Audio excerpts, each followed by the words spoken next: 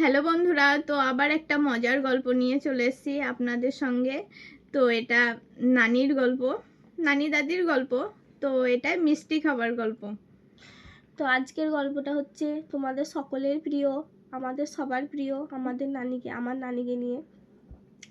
তো নানি গিয়েছিল মিষ্টি দোকান, ইটিও ছিল সেখানে, ইনভলভ ছিল, ওই সিচুয়েশনে ছিল আর কি।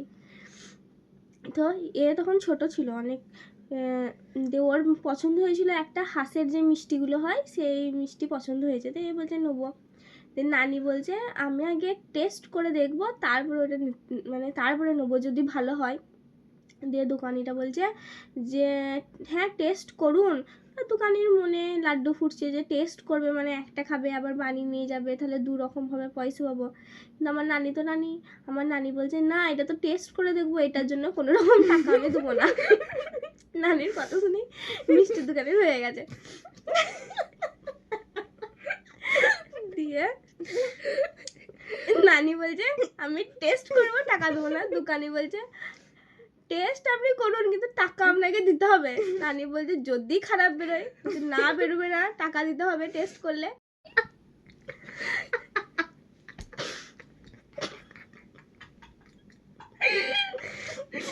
কি হলো তারপর?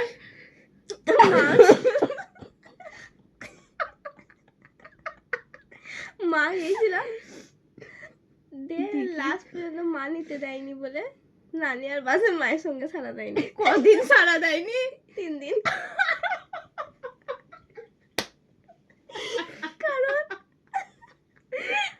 নানি বলেছিল খাবো, পয়সা দেবো না, মা পয়সা দিয়ে দিস।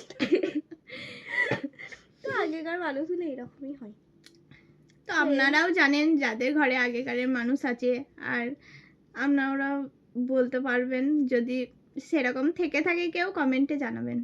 তো আজকের মতো বাই বাই, টাটা। আবার পরের ভিডিওতে দেখা হবে। টাটা।